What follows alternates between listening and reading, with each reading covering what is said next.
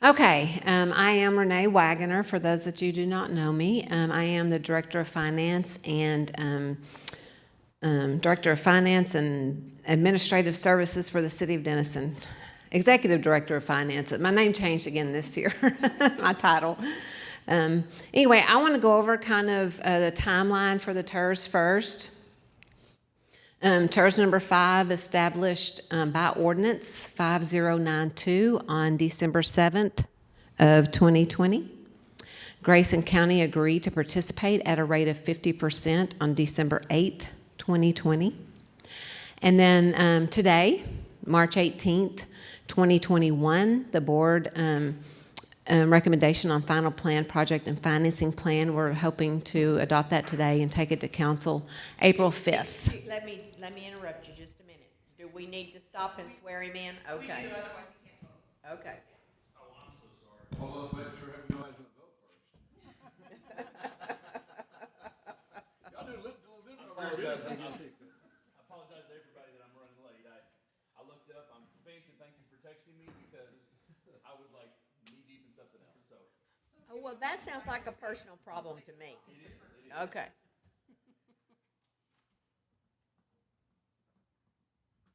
Today's the 18th, correct? It is. All day long. Yes, ma'am. I, Chris Spiegel, do solemnly swear That I will faithfully execute that I will faithfully execute the duties of the office the duties of the office as a member of the Tax Increment Reinvestment Zone, as a member of the Tax Increment Reinvestment Zone, Number 5 Board of Directors Number 5 Board of Directors for the City of Denison, Texas, for the City of Denison, Texas, and will, to the best of my ability, and will, to the best of my ability, preserve, protect, and defend preserve, protect, and defend the Constitution and laws the Constitution and laws of the United States of the United States and of this state, so help me God. and of this state, so help me God. Okay, you can go ahead and sign Thank your you. oath as well, and I will take those from you. Thank you, ma'am. Renee, apologies for interrupting you there. Oh, that's okay. Oh, you got to sign your oath. Hold on.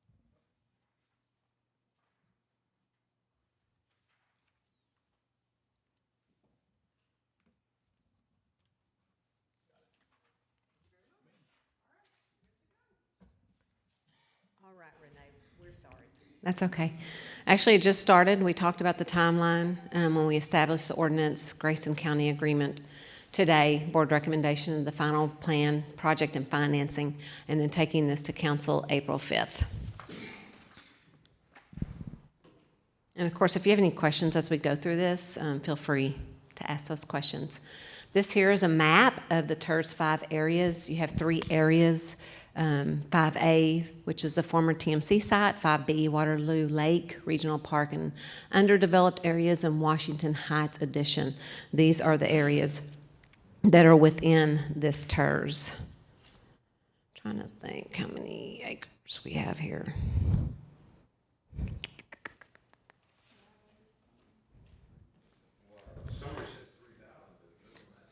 Yes, it is. I think that was an estimate done a while.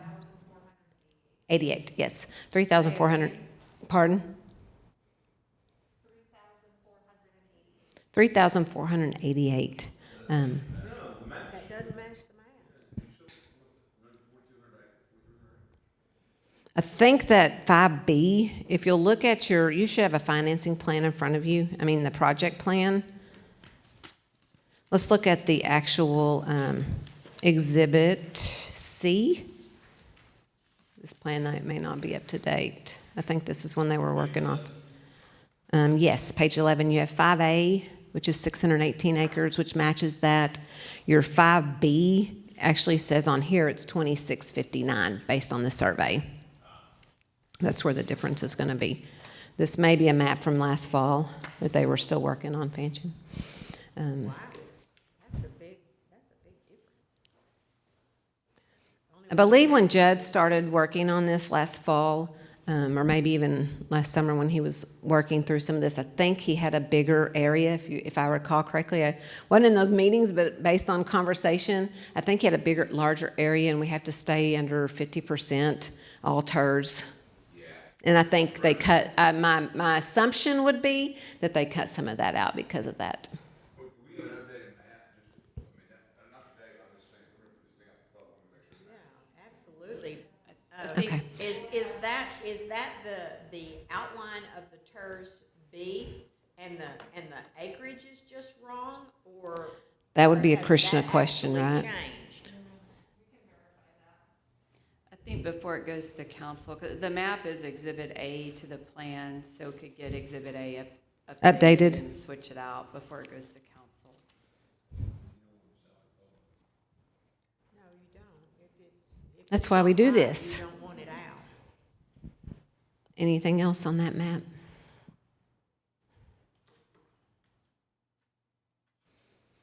How does the TERS work? Projects can be paid for with tax dollars within this area. Similar to if you've been listening a lot to D3, our downtown TERS. We have an area of, that pays property tax, residential, commercial, and then that money is set aside in a specific fund for that area for projects. And the project plan actually speaks to the projects that are eligible and actually speaks to the projects on page 4 and 5 of specifically the improvements that they're looking for in this zone. What we do is we get with the CAD. We're still working with the CAD on these base values. We'll start with the base value for 2020 tax year. Any growth above that, we take that difference and we multiply it by the percentages set aside, which the city set aside 50% of the tax value in that area, and the county set aside 50% of their general fund. Ours is our M&O. Doesn't touch the INS, which is our bond payments, just the general fund portion, or the maintenance and operation portion. And so we'll set aside that, and then we multiply it times that rate, 50% of our tax rate. That will go into a special fund for these projects, and we're going to talk a little bit more about what those dollars look like. And the next year, whatever that increment is, and it's always based off the base. It doesn't, you don't start with a new number the next year. You continue to use that same base every year that you started with, because you're wanting to see how much it has grown each year. So the base will be 2020 for all. Correct. Correct. And the CAD, Brenda at the CAD is verifying all that information for me because I wanted her to second and double check all of that for us. The parcels, I want to make sure all the parcels that are on the survey, and if that changes acreage or whatever, we'll let you know. But I told them to verify the parcels and verify the taxable value as of 2020, and they're working on that. Again, like I said, both the city and the county contribute to this. You can call it a TERS or you can call it a TIF. Tax increment financing is TIF. TERS is taxable increment reimbursement. And so they're interchangeable. You'll see those a lot. So if you see a TIF or a TERS, we're talking about the same thing. Again, the city contributes 50% of their maintenance operations tax rate, and the county contributes 50%.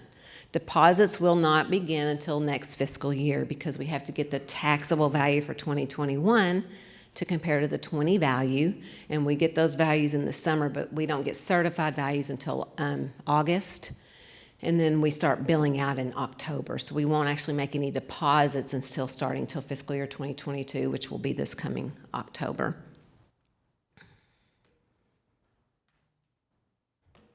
So the TERS, again, you have an assessed value, what we're starting with. You take, now these are current rates, our M&O rate for the city, and then the county's general fund rate. These are current rates for 2020. And when they change, when we adopt new tax rates, whether it's ourselves or the county, then those numbers will change obviously. And again, we take a portion, 50% of the TERS, or whatever's in the TERS will go into the fund, and then 50% goes into the general fund. So you established the value of this year's tax value, was it 2020? Pardon? The value being established in 2021 and 2020. That'll be the base value. 2020. So the base of last year's. Correct. That is correct. But since I was involved in some of these conversations from the onset, I wanted to double check some things with the CAD. I just like to make sure that if I'm presenting something, I want to make sure I've confirmed it. Here's another map, and we'll get with Christian and make sure that these maps are accurate before taking to council. But this kind of shows you TERS 4 is the green, TERS 5 is the purple. I think they just kind of wanted you to see where everything was laid out here. Okay, so Renee, Yes, ma'am. this map that's in here matches this map right here. There is no change from this map to this map, although there's 1,000 acres. Difference. Yeah, we've got to get Krishna to confirm the maps. Acres wrong or the number wrong. Right, Exactly. right. You're gonna, Is this the actual map, or has it been updated and we just don't have it? is Could be. this the actual map and the acreage is wrong, or is the map wrong? Right. We'll confirm with Krishna. I'm thinking it's the acreage, this acreage number was from the surveyor when he first prepared this, and I think that changed over time, so the map itself changed and that number on there just didn't get changed, but we'll confirm and have that ready for council. Okay. You feel like the math is right, the acreage is I right? think the map is right, just that number on there is.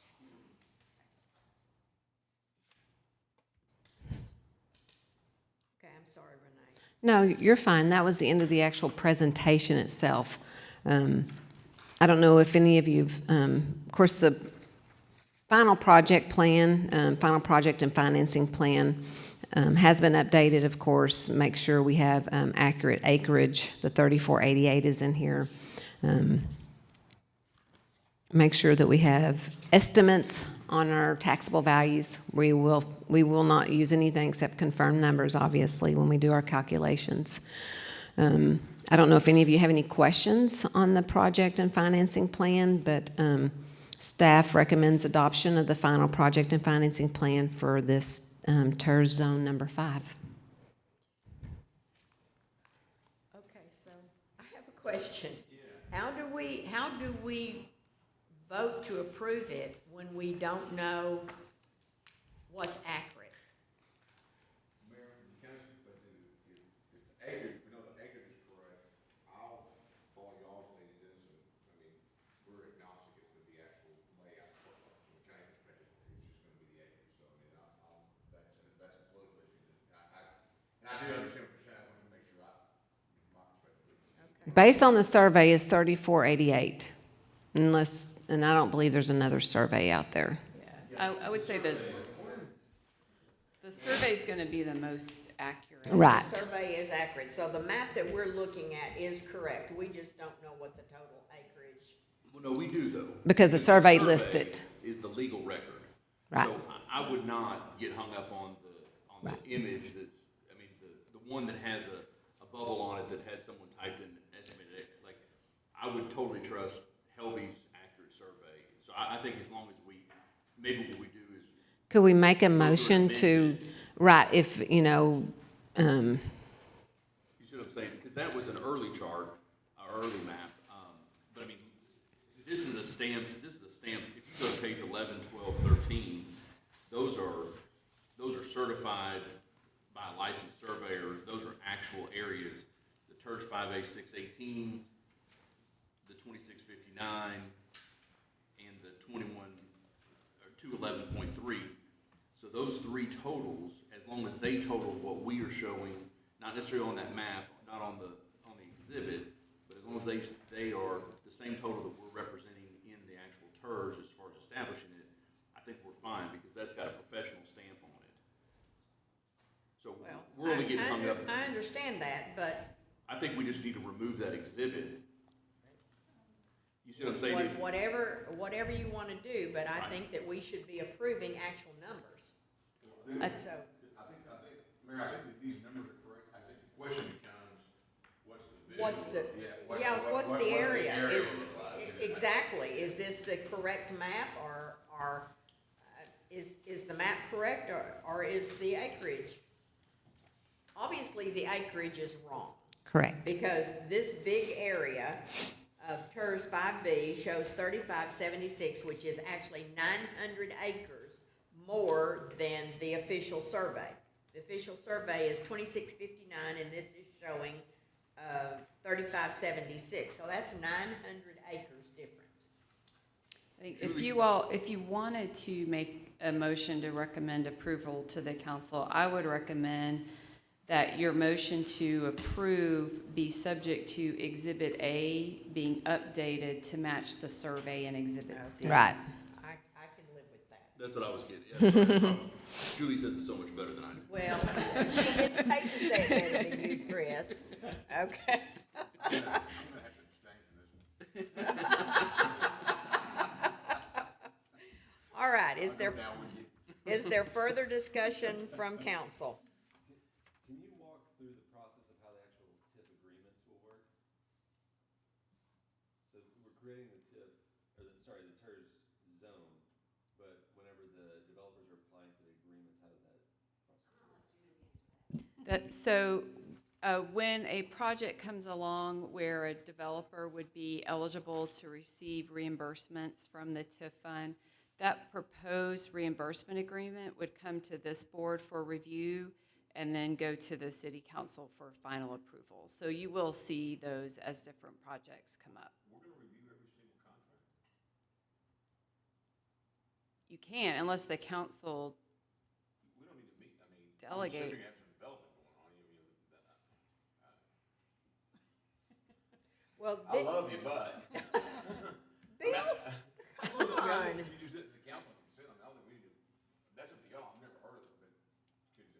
Well, I think Well, the only time we it's- meet is when we're gonna actually approve the distribution of funds, but Yeah, we're won't not the, gonna won't the actual agreements originate with economic development? They'll go to council for approval and then we'll sign off before any funds are distributed? I thought that's how we did it with TERS. If number. council wants to do it that way, but it's not all TERS spending that would come before you. He's asking about just when you're gonna be giving money to a developer. Like, which is different, like the D3 project is a city project and it's the city using the money. And that's different than when you're entering into an agreement with a developer where the developer's gonna build and you're gonna reimburse. Well, this one is somewhat different because like TERS number one, there was a developer in existence at the point that the TERS was approved. This one is somewhat different, that the TERS is being approved and there are no developers within it yet. Well, and So- we did this downtown something else, and you just set the funds in an escrow account, and then when they come to develop, you just, I'm assuming this is reimbursement, is it not? You're not gonna front any money, are you? Well, there's no plans right now for there to be bonds or any front money. Because For that, I do want to mention though, in your financing plan, page 15, just so you can kind of get an idea, this taxable value, these are estimated time when costs are to be incurred, of course, estimated. And as I always say in front of council, anything subject to change.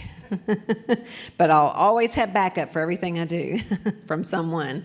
But based on the information I've received from the CAD this week, and they're confirming everything, 2020 taxable values for this area is $158 million. Obviously, you look to the right, and there's no revenues for this year, right? Because we have to start with our base value. Then next year, 2021 tax year, 2022 fiscal year, the anticipation is that that the values will go up. It's anywhere from 10 to 20%, I think, is the numbers that were used when they did the feasibility plan on this. And if you look at that, it shows that the TERS revenue, $43,000 would be coming from the city, and then $25,000 from the county for a total. And then we would set that total in that special fund. This, like the judge said, kind of like an escrow account where we set aside the money. And then you'll notice in that column for total, it will grow incrementally, but it takes a while to build up a balance. And so what we've done, and I know someone mentioned TERS 1, what we've done in that is we built up a balance for several years. And then the developer came and said, I want a reimbursement. And so Zira actually did some research for us, verified the expenses and everything, and then we met with the board and agreed on the city's portion for administration costs and agreed upon the developers, and then split it up based on the balance that was in the fund at that time. And the projects have to be within this financing plan, whatever projects we do pay for. That's what I was talking about earlier. Any other questions?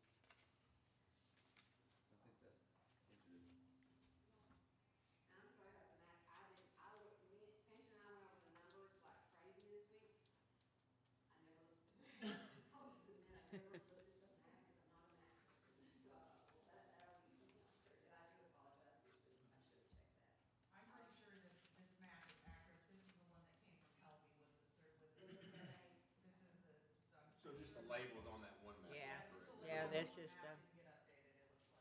okay.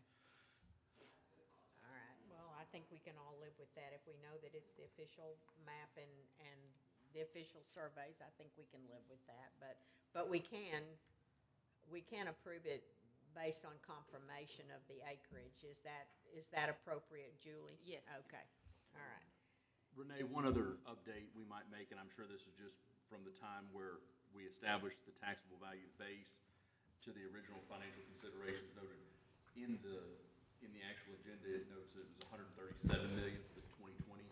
That was a 2019 number. That's what I figured, Yeah. but I thought we But she might- had already sent that out to y'all when we confirmed some stuff with the CAD yesterday, and so I said, I'll just make sure they understand Y'all may that. have already covered that, yeah. So No, we had not. We had not. Okay. So what a difference between 2019 and 2020, right? Any further discussion from the board? A motion? I'll motion to approve. Okay. Let's be specific. You move to approve confirmation of the acreage? Yes, I'll move to approve pending, They'll give you the motion in there. Go to page 2. It'll be different, though. I think all right, so I move to recommend adoption of the final project and financing plan for the tax increment reinvestment zone number 5, subject to Exhibit A, confirmation of acreage. Second? There is a motion by Board Member Poole and a second by Board Member Spiegel. All those in favor, please say aye. Aye. Opposed, same sign. The motion carries. Julie, you were fixing to say something down there a minute ago. He got it in the Yep. motion. Okay, Yep. all right. Well, there being no further business to come before this board, the time is 12:28 and we are adjourned. I can't see the one, but they're telling me it's 12:28, so, okay. I'm having my lunch. I don't know about anybody Of else. course, I rely heavily on those cheat sheets. Oh, my goodness. Looks good.